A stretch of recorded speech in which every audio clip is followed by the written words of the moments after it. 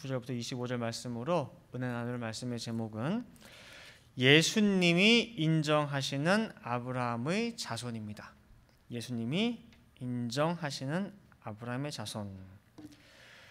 자, 우리 믿는 성도들의 공통적인 소망이 있다라고 한다면은 하나도 예외 없이 천국에 들어가는 것이라고 할 수 있습니다.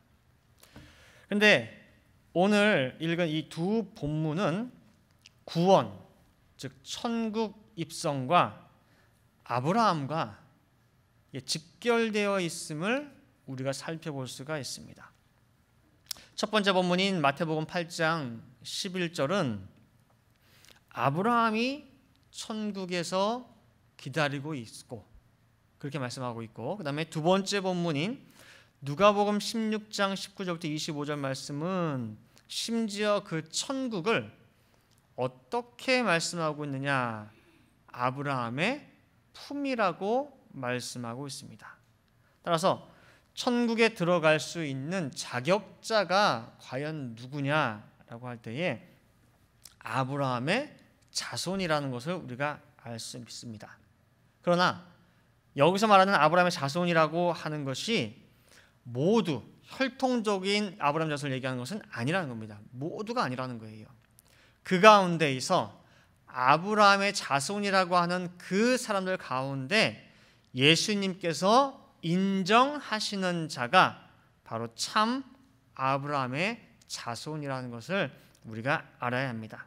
그래서 오늘 아브라함 자손이라고 하는 사람 가운데에서 어떤 사람이 진짜 예수님이 인정하시는 아브라함 자손이냐라고 해서 대표적으로 한 3명을 찾아보도록 하겠습니다. 첫 번째로 삭개오입니다. 삭개오. 누가복음 19장 1절부터 10절에 나타나고 있습니다.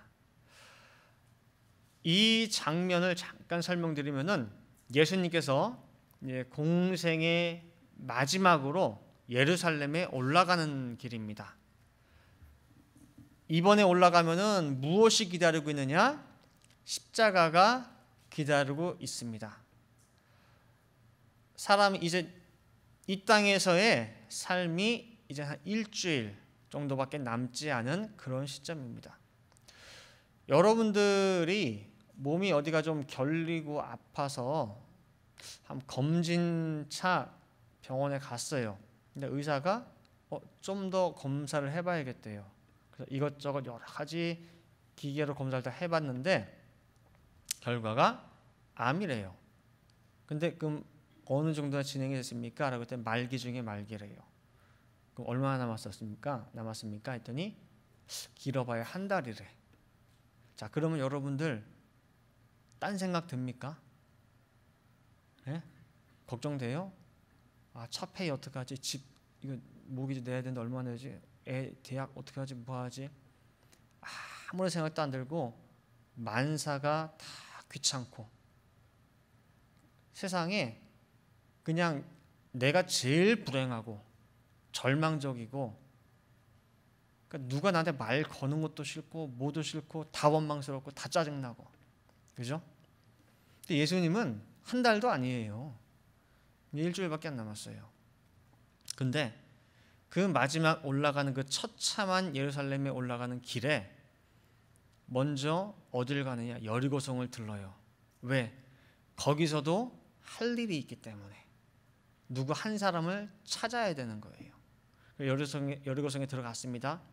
사람들이 예수님 온다는 말을 듣고 다 모였어요. 수백 명, 수천 명이 모여가지고 마치 연예인 온다고 할 때 공항에서 팬들이 기다리듯이 그렇게 찾아왔습니다. 왜? 인기가 좋거든요. 기사와 이적을 행하죠. 무슨 마술사 같아. 그리고 심지어 그때는 어떤 시점이냐? 죽은 나사로까지 살린 그 시점이에요. 그러니까 예수라고 하는 그 젊은 사람들은 메시아라고 하는 그 사람이 어떤 사람이냐? 얼굴 한번 보기 위해서 인산인해를 이룹니다. 거기에 모인 사람들이 혈통적으로는 다 아브라함 자손들이에요. 근데 예수님은요, 그 수백 수천의 사람 가운데에서 하나도 눈에 안 들어와. 누구만 찾고 있는 거예요? 삭개오만. 삭개오 한 사람 이 녀석이 어디 있나 아무리 둘러봐도 안 보여. 찾고 또 찾다가 마침내 어디서 발견한 거예요? 뽕나무 위에. 키가 작다 보니까 뭐예요? 뽕나무 위에 있는 거예요. 얼마나 반가운지. 삭개오야, 속히 내려와. 오늘 이 저녁에 내가 너희 집에서 유해해야 되겠다 그러는 거예요. 누가복음 19장 4절부터 5절 말씀에 보니까 앞으로 달려가 보기 위하여 뽕나무에 올라가니 이는 예수께서 그리로 지나가시게 되미러라. 예수께서 그곳에 이르사 우러러 보시고 이르시되 삭개오야 속히 내려오라. 내가 오늘 네 집에 유하여야겠다 하시니. 19장 9절 말씀에는 예수께서 이르시되 오늘 구원이 이 집에 이르렀으니 이 사람도 아브라함의 자손이미로다. 그곳에 모인 수백 수천 명의 아브라함의 자손들이 너무나 많이 있지만 그 아브라함 자손들은 예수님께서 인정을 안 해요. 누가 진짜 아브라함 자손이래요? 삭개오가. 그러면은 만난 적이 있습니까? 이전에 예수님께서 만난 적이 없어요. 이전에 만나본 적도 없건만 예수님께서는 삭개오야라고 따뜻하게 그 이름을 불러주고 계십니다. 그리고 성경에도 누가복음 19장에 한 번 나옵니다. 어느 지파 출신인지도 모르고 그 엄마 아빠도 모르고 어떤 삶의 과정을 거쳐왔고 어떤 믿음의 모습이 보인 것도 없어요. 그런데 아무것도 모르는 무명의 사람인데 어떻게 예수님께서는 이 사람의 이름을 불러주셨으며 더 나아가 아브라함의 자손으로 인정해 주셨는지 우리로서는 의아할 수밖에 없습니다. 왜 저 사람은? 그리고 어떻게 저 사람은? 뭔가 기승전결의 과정이 있고 합당한 이유가 있어야 그래서 삭개오가 아브라함의 자손이 되었구나 수긍을 할 텐데 아무런 납득할 수 있는 중간 과정이 전혀 없습니다. 그냥 뜬금없는 예수님의 선포처럼 보입니다. 그러나 성경에 짝이 있죠. 그 짝들을 맞춰보게 되면 그렇지가 않습니다. 예수님은 사람의 중심을 보시는 분이라고 요한복음 2장 24절에 말씀하고 있습니다. 요한복음 1장에 보면은 예수님을 만나고 그 말씀이 얼마나 좋았는지 그 빌립이가 내가 구약 성경에 예언한 그분을 만났다, 메시아 만났다 그러고 동네방에 떠돌고 다니다가 나다나엘 만났죠, 친구. 그때 나다나엘 뭐라고 했어요? 고향이 어딘데? 나사렛. 나사렛은 아무런 예언이 없어. 거기서 선한 것이 안 나와. 메시아가 왜 거기서 나오니? 라고 할 때에 빌립이가 뭐라고 했어요? 와봐, 들어봐, 만나봐 그랬죠. 근데 그 빌립의 말을 듣고 이제 나중에 나다나엘을 찾아옵니다. 근데 예수님이 나다나엘을 보자마자 한 말이 뭐예요? 그전에 만난 적도 없잖아요. 한 말이 뭐냐면은 참 이스라엘 사람이로다. 그 속에 간사한 것이 없다는 깨끗하다는 거예요. 그 마음이. 근데 나다나엘이 하는 말이 뭐냐면은 저를 압니까? 그러는 거예요.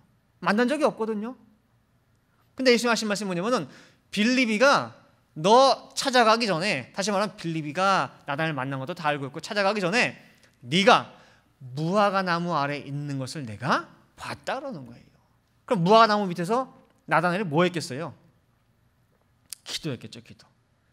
이스라엘에 오신다고 하는 참 메시아가 누굽니까? 라고 하는 그 구원자에 대한 갈망의 기도를 내가 하나님께 올렸는데 그걸 누가 들은 거예요? 누가 알고 있어요? 예수님이 알고 있는 예수님이. 그 말을 듣고 대번에 나다나엘 입에서 나온 말이 뭐냐면은 당신은 참 하나님의 아들이로서다라고 하는 대답이 나왔단 말이에요. 이처럼 예수님은 나다나엘을 이미 그 전부터 알고 있었으며 그 중심이 깨끗하고 간사가 없는 참 이스라엘 사람임을 알고 있었어요. 그 중심을 보시는 예수님께서 오늘 왜 삭개오를 찾아갔느냐? 그 속을 아시기 때문에 그래요. 삭개오는 어떤 사람이냐? 어째서 아브라함의 자손으로 인정받았느냐? 라고 할 때에 마태복음 5장 8복 가운데에 해당이 됩니다. 이 삭개오가. 어떤 사람이냐? 애통하는 자에 이 삭개오는 해당이 됩니다. 애통하는 자이기 때문에 예수님께서 삭개오를 찾아가셨어요. 자, 마태복음 5장 4절에 애통하는 자는 복이 있나니 저희가 위로를 받을 것임이요 라고 말씀하고 있습니다. 산상수훈 8복 가운데 가슴을 치면서 심히 애통하는 자에게 주어진 복이 뭐냐라고 할 때 위로라는 거예요. 위로. 이 위로라고 하는 이 말이 헬라어로 파라칼레오라고 되어 있습니다. 파라칼레오. 근데 이 파라칼레오는 두 단어가 합쳐진 말인데, 파라라고 하는 이 말은 곁에라고 하는 뜻이고 플러스 칼레오는 부르다라는 뜻이에요. 그래서 두 개를 합쳐보면은 파라칼레오는 곁에서 이름을 불러주는 거예요. 즉 애통하는 자, 심히 가슴이 아파서 정말 통에 자복하는 그 자가 받는 복이 그 위로, 누군가 그 옆에서 등을 토닥토닥 해주면서 그 마음을 이해해주고 이름을 불러주는 것, 그것이 위로인데, 그 복을 삭개오는 누굴 통해 받은 거예요? 예수님을 통해서. 예수님이 애통하는 자 삭개오에게 찾아가서 따뜻하게 그 이름을 불러주신 거예요. 삭개오가 여기에 해당되기 때문에 그래요. 표면적으로는 동족들에게 손가락질 받는 세리장입니다. 세금을 걷어서 로마에 갖다 바치는 그 하수인 노릇을 하는 모든 민족들의 공공의 적입니다. 그런데 그걸로 이 사람은 생계를 이어나갈 수밖에 없습니다. 이 세리의 기도가 예수님의 비유 가운데에 등장을 합니다. 누가복음 18장에 보면은 바리새인과 세리가 두 사람이 같이 성전에 기도하러 올라갑니다. 근데 바리새인은 하늘을 향해 한 점 부끄러움이 없어. 당당하게 하늘을 향해 두 손을 높이 들고 기도를 합니다. 근데 이 세리는 죄인이야. 나는 죄인 중에 죄인이야. 하늘을 향해 볼 수가 없어요. 하늘을 향해 얼굴 들지도 못해요. 그 기도가 누가복음 18장 13절에 나옵니다. 세리는 멀리 서서 감히 눈을 들어 하늘을 우러러보지도 못하고 다만 가슴을 치며 가로되 하나님이여 불쌍히 여기옵소서, 나는 죄인으로소이다 하였느니라. 사람들에게 칭송받고 스스로 의롭다 생각하는 바리새인은 하늘 우러러 당당하게 자신의 의를 하나님 앞에 자랑하면서 기도하지만은 세리는 하늘 보지도 못해요. 그리고 온통 얼굴이 눈물로 뒤범벅이 돼가지고 애통하는 그런 모습을 보이고 있습니다. 그런데 예수님의 비유 속에 등장하는 이 세리의 모습이 바로 삭개오의 모습이고, 이 세리의 애통하는 심정이 바로 삭개오의 심정이었던 것입니다. 그리고 앞서 말씀드린 대로 사람의 중심을 보시는 예수님께서 직접 여리고로 찾아와서 애통하는 삭개오의 이름을 따뜻하게 불러서 위로해 주신 것입니다. 그 복을 삭개오가 받은 거예요. 우리 성도들 또한 내가 참 아브라함의 자손이라고 한다면은 이러한 애통하는 자리에 반드시 들어가야 됩니다. 반드시 통과를 해야 됩니다. 내 죄를 깨닫지 못하고 내 죄를 자각하지 못한다고 할 때에는 애통한 자리에 들어갈 수가 없기 때문이에요. 그리고 그 죄를 참으로 깨달은 사람은 반드시 이 자리에 들어갈 수밖에 없습니다. 예레미야 17장 9절 말씀에 보면은 만물보다 거짓되고 심히 부패한 것은 마음이라 그랬습니다. 누구의 마음은 더 고상하고 누구의 마음은 더 착하고 누구의 마음은 더 변질되고 그게 아니에요. 사람의 모든 마음은 다 이렇다는 거예요. 아무리 고상한 척하고 아무리 이쁘게 단장해도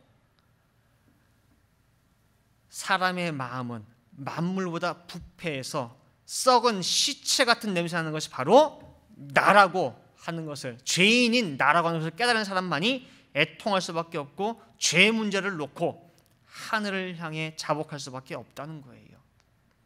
그래서 나의 죄를 먼저 놓고 애통하는 자, 그 다음에 더 나아가서 이 시대의 죄악상을 보면서 애통하는 자, 그리고 또한 다니엘처럼 민족을 걸머쥐고 시대를 대표하며 애통할 수 있는 그런 기도를 드릴 수 있는 자가 참 성도고 참 아브라함의 자손이라는 것입니다. 그래서 이런 사람은 회개하는 모습, 그 결과도 달라요. 누가복음 18장, 오늘 본문 앞에 보면 18장 23절에 영생을 구하던 그 부자 청년이 나옵니다.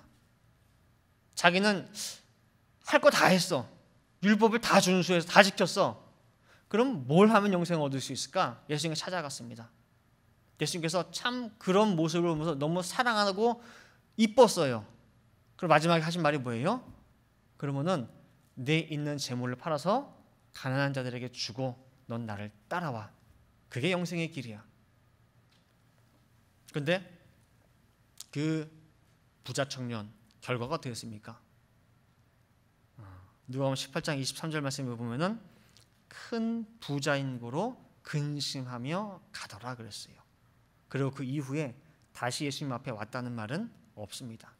그런데 오늘 애통하면서 자신의 죄를 가슴 쳤던 이 삭개오는 예수님과의 대화 속에서, 그 말씀 속에서 진정한 회개를 하는 가운데에 예수님 말씀도 하지 않았건만 뭐라고 했느냐? 내가 내 재산의 절반을 가난한 자들에게 베풀어 줄 것이며 내가 혹여라도 부지불식간에 토색하고 사기치고 한 거 있으면 4배로 내가 갚겠나이다라고 하는 진정한 회개의 고백을 하는 것을 볼 수가 있습니다. 그 말씀이 누가복음 19장 8절에 있습니다. 따라서 애통하는 자, 진정으로 회개하는 자의 모습은 이처럼 그 결과가 달리 나타나는 것을 볼 수가 있습니다.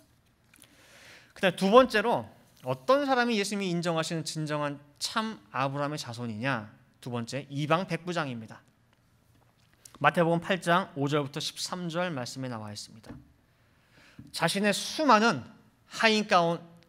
부하들 가운데 하인 한 명이 중풍병으로 심히 고생하며 아픈 가운데 있습니다. 비록 종에 불과하지만은 그 종을 불쌍히 여기는 마음을 가지고 직접 예수님 앞에 찾아가서 겸손히 간구하는 백부장의 모습을 마태복음 8장에서 살펴볼 수가 있습니다. 마태복음 8장 5절부터 8절 말씀 보시면은 예수께서 가버나움에 들어가시니 한 백부장이 나와 간구하여 가로되 주여 내 하인이 중풍병으로 집에 누워 몹시 괴로워하나이다. 가라사대 내가 가서 고쳐주리라. 백부장이 대답하여 가로되 주여 내 집에 들어오심을 나는 감당치 못하겠사오니 다만 말씀으로만 하옵소서. 그러면 내 하인이 낫겠사옵나이다. 야고보 2장 13절에도 남을 불쌍히 긍휼히 여길 때 나도 긍휼하심을 입을 수 있다 말씀하고 있습니다. 잠언서 21장 13절에 이런 무서운 말씀이 있습니다. 뭐냐? 귀를 막아 가난한 자의 부르짖는 소리를 듣지 아니하면, 다시 말하면 애써 그 말을 내가 외면하고 귀를 막아버리게 되면은 나중에 나도 그 공경에 처했을 때에, 나도 어려움에 처했을 때에 내가 부르짖을 때 뭐예요? 들을 자가 없느니라 그래요.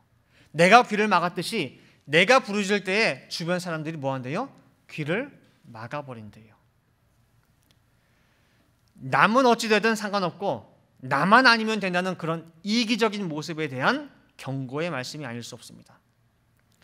하찮은 종 하나 위에 이 백부장은 젊은 청년, 새파란 청년 예수 앞에 무릎을 꿇고 있습니다. 지극한 겸손의 모습이 아닐 수 없습니다. 이 백부장의 모습 속에서 우리는 하나님 앞에 서서 주여 티끌과 같은 나라도 감히 주께 이 한 말씀 고하겠나이다 라고 하는 창세기 18장 27절 아브라함의 모습을 볼 수 있습니다. 나는 주님 앞에 특갈 같은 모습입니다 라고 하는 겸손의 모습을 백부장 속에서 볼 수가 있습니다. 또 이 겸손한 모습에 예수님께서 그러면은 내가 너희 집에 직접 가리라 라고 하는 예수님의 말씀에 이 백부장은 또한 깜짝 놀랍니다. 저는 주께서 우리 집에 오심을 감당치 못하겠다이다. 왜 그런 수고를 하십니까? 그저 말씀만 보내주시면 제 하인이 나을 것을 저는 믿습니다 라고 말씀하는 거예요. 예수님에 대한 절대적인 신뢰의 모습을 볼 수가 있습니다. 이 모습 또한 아브라함의 하나님 말씀에 대한 절대 신뢰의 모습과 일치하는 것입니다.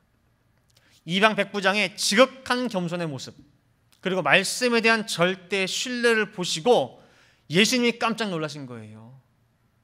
내가 이 모습을 아브라함에게서는 발견을 했는데 지금 이 땅에 와서 이스라엘 어느 사람 통해서도 본 적이 없는데 어떻게 이방 사람 속에서 이 모습이 나타나냐 그 소리예요. 예수님이 깜짝 놀라셔가지고 아브라함 자손이라고 자부하는 이스라엘 백성들을 향해서 책망하는 모습을 우리가 볼 수가 있습니다. 마태복음 8장 10절부터 12절 말씀에 보시면은 예수께서 들으시고 기이 여겨 너무 놀라신 거예요. 깜짝 놀라신 거예요. 쫓는 자들에게 이르시되 내가 진실로 너희에게 이르노니 이스라엘 중 아무에게서도 이만한 믿음을 내가 만나보지 못했다 그 소리예요. 만나보지 못하노라. 또 너희에게 이르노니 동서로부터 많은 사람이 이르러 아브라함과 이삭과 야곱과 함께 천국에 앉으려니와 나라의 본 자손들은 바깥 어두운 데 쫓겨나 거기서 울며 이를 갈미 있으리라.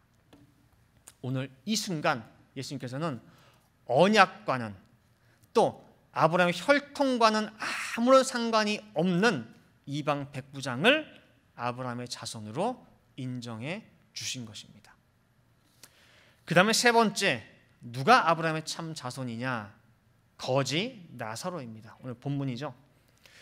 오늘 본문에 나사로뿐만 아니라 부자가 등장합니다. 이 부자는요, 자기에게 부요했습니다. 예수님의 몸된 교회보다 내 사정만 급한 사람이 이 부자라고 할 수가 있습니다. 하나님의 교회, 예수님이 안절부절 안달복달입니다. 야, 어떡하지? 할 일은 많은데 뭐가 없어. 창고가 비었어. 사람이 없어. 야, 누구 나 일할 사람 없니? 누구 위해서 내놓을 사람 없니? 사정은 급한데 그 사정을 듣고 하는 말이 뭐냐면은 하나님이 내 사정 아시니까 이해하실 거야. 무슨 말인지 아시겠어요? 모든 거 다 아신 하나님이 우리 집 사정 아시니까 내 바쁜 거 사정 아시니까 이해하실 거야. 내가 이것만 해결되면은 그때부터 발 벗고 일해야지. 그때부터 열심히 해야지. 그때까지만 잠시 뭐예요? 기다려주세요. 근데 저도 그런 분들 많이 봤어요. 그러면 그분은 그 일 끝나면 열심히 하시죠. 네? 10명 중에 몇 명 할까요? 그 일만 끝나면 한대. 저도 그런 분 많이 봤는데 경험상 또 통계상 보니까 10명 중에 1명이 없어요. 왜냐면은 그 일 끝나잖아요.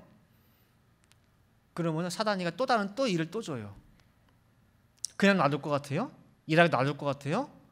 사단이가 하는 일이 뭔데요? 은혜 받은 사람, 은혜 없는 게 사단이 하는 일이고, 은혜 받을 사람, 은혜 못 받게 하는 게 사단이 하는 일이고, 그다음에 뭐예요? 하나님이 일하는 사람도 떨어뜨리는데 안 하는 사람이 일하겠다 그러면은 어떻게 해서요? 하게 만들겠어요? 절대 이 일만 끝나면 하나님 일할게요 라고 할 땐 그 일이 절대 끊어지는 법이 없습니다. 일 생기고 또 일 생기고 산 하나 넘으면 뭐예요? 또 다른 산이 기다리고 있고 절대 일 못해요. 나중에 월렁슨 말에 의하면 어떻게 해요? 나중에 병원 침대에 누워가지고 내가 몸 건강할 때 손에 발에 힘 있을 때 교회 마당이라도 한번 더 쓸 걸 하다 껄껄껄 하다가 간다는 거예요. 그게 바로 뭐예요? 내 사정 하나님이 아시니까 이해하시겠지요. 근데 그게 바로 뭐예요? 자기에게 부유한 자, 부자의 모습이라는 거예요. 누가복음 16장 20절에 거지 나사로라고 할 때 그 거지가 헬라어로 프토코스라고 합니다. 프토코스. 근데 이 프토코스는 단지 물질적으로 돈이 없는 가난함, 그런 거지를 의미하는 게 아니에요. 물질적인 가난한 그 거지를 의미할 때는 다른 단어가 있어요. 헬라어로 페네스라고 하는 그런 가난하다라고 하는 말이 있어요. 근데 이 거지 나사로에 쓰인 프토코스는 어떤 의미냐면 부뿐만 아니라 지위, 영향력이 없다는 뜻이에요. 그러니까 사회적인 지위를 놓을 때에도 보면 뭐예요? 별 볼 일 없는 사람이고, 사람에게 끼치는 영향력으로 볼 때에도 별 볼 일 없는 사람이야. 그러니까 누군가가 있었어도 그 사람 오늘 왔었어? 있으나 없으나 뭐예요?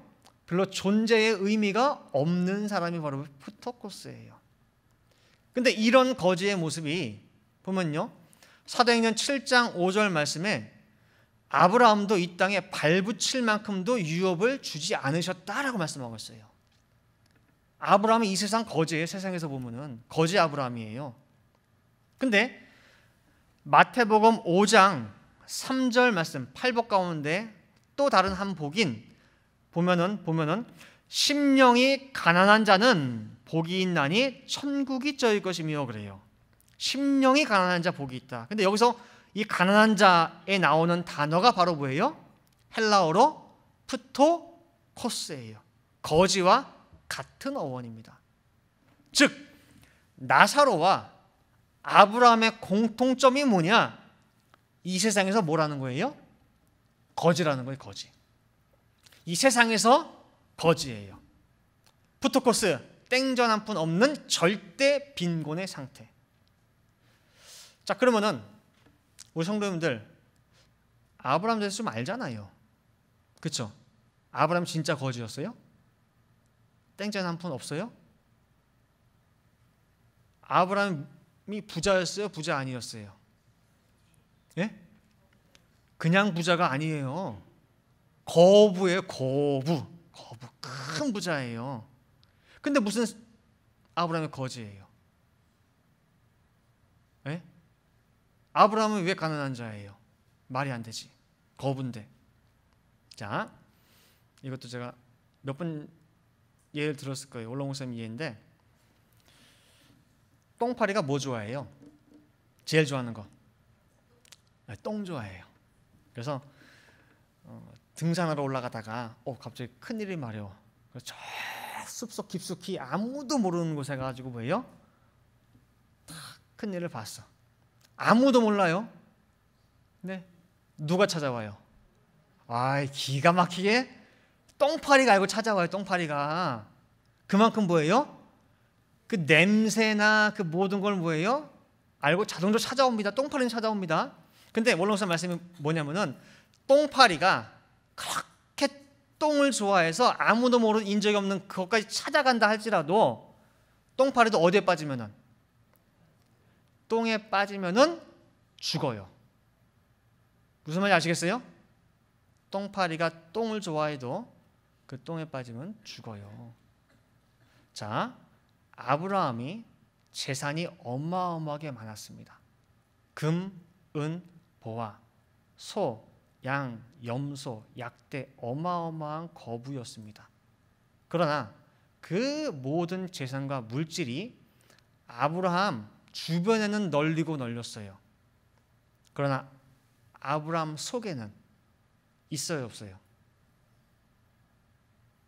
금, 은, 보화 중에 하나라도 아브라함 속에 있을까요, 없을까요? 아브라함 속에 없어요. 아브라함 주변에는 통장이 10개, 20개 될 수 있겠지만은 아브라함 속에는 통장 하나도 없고 땡전 한 푼도 아브라함 속에는 뭐예요? 없어요. 그래서 아브라함은 뭐예요? 거지예요. 그래서 아브라함의 거지란 말이 무슨 뜻인지 아시겠어요? 네. 아브라함은 세상을 대한 욕심이 하나도 없는 상태. 그래서 심령이 가난한 자라고 표현하고 있는 거예요. 그게 바로 뭐예요? 프토코스예요. 그렇기 때문에 아브라함도 심령이 가난한 자였기 때문에 복을 받아서 천국에 들어갔으며, 나사로 또한 프토코스, 세상을 다 대하여 거지였기 때문에 천국에 들어가 아브라함의 품에 안긴 것입니다. 누가복음 16장, 이 부자가 불신자라서 하나님을 믿지 않기 때문에 음부에 떨어진 것이 아닙니다. 누가복음 16장 24절 말씀에 보면은 아브라함을 아버지라 부르고 있습니다. 혈통적으로 아브라함의 자손이며 믿는 자이며 또한 모세와 선지자의 글도 아는 자입니다. 공부도 한 사람입니다. 그러나 이 부자는 안타깝게도 믿는 자 속에 있는 불신자이며 아브라함 자손 중에 이방인이었던 것입니다. 참 아브라함의 자손이라면은 아브라함의 행사를 따라서 세상을 대해 거지고 가난하고 대신 하나님을 향해 부유할 텐데, 이 부자는 반대로 세상에서는 부유한 자요 하나님께는 인색한 자였던 것이기 때문입니다.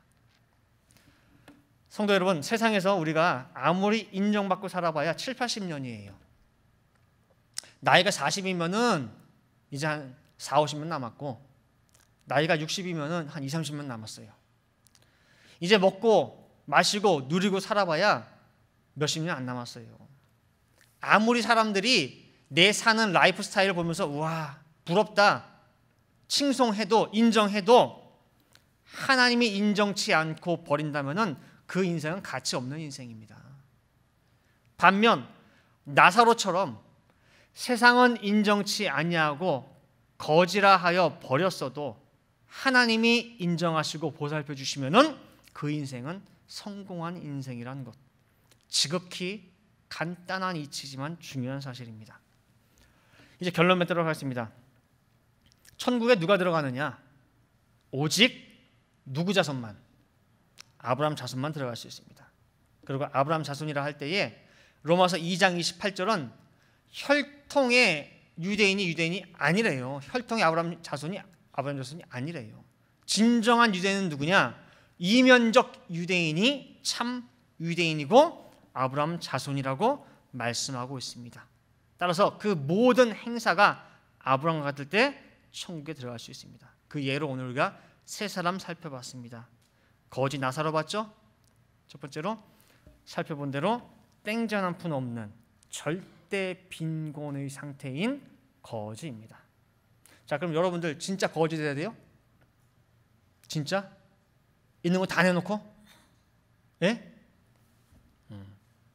여러분 속에 세상 한 터럭만큼도 있으면 안 된다는 거예요. 참 어렵죠. 쉽지 않습니다.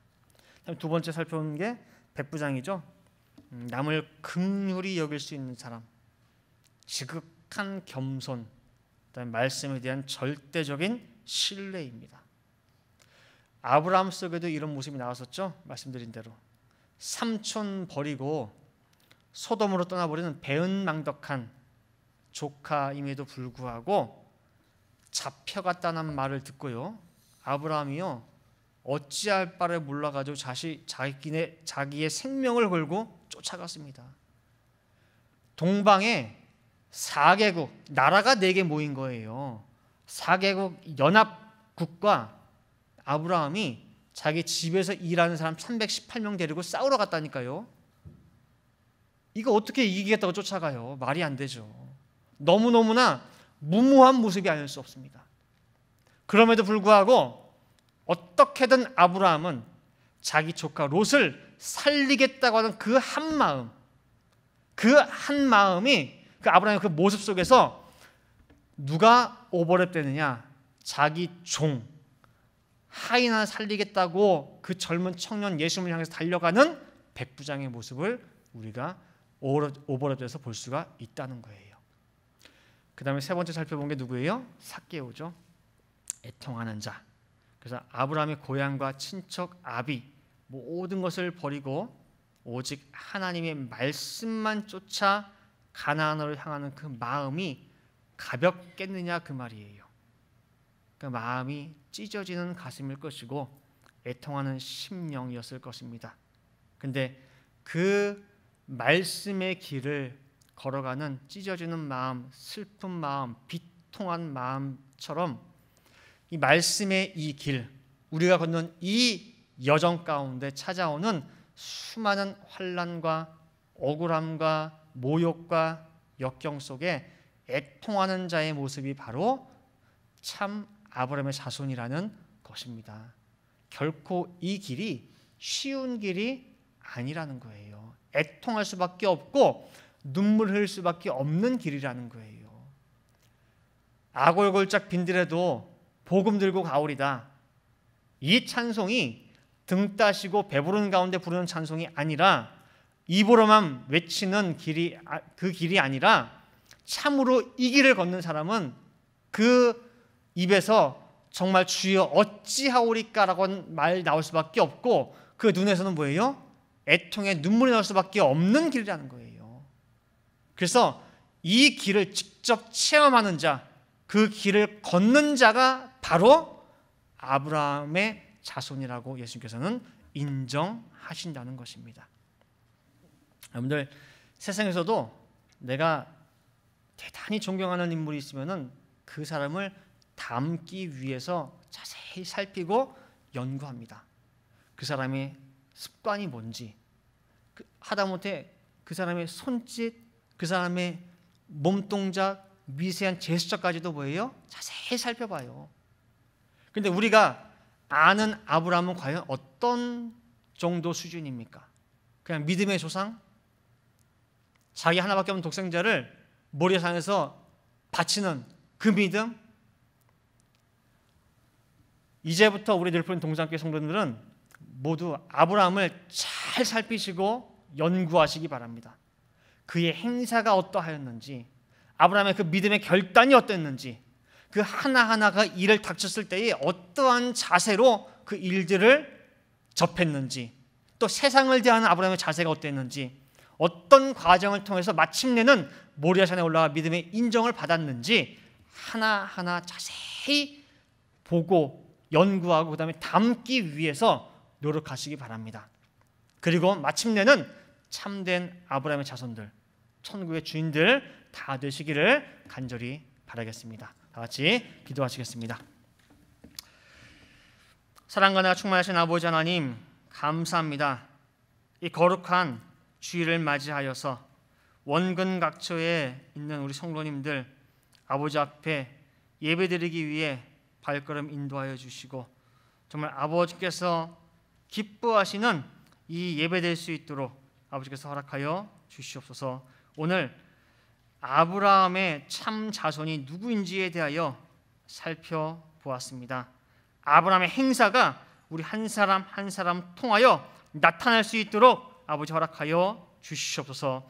삭개오가 애통하는 심령으로 정말 위로를 받았듯이 우리 성도들에게 그 가정에 참된 위로가 넘쳐날 수 있도록 아버지 인도하여 주시옵소서.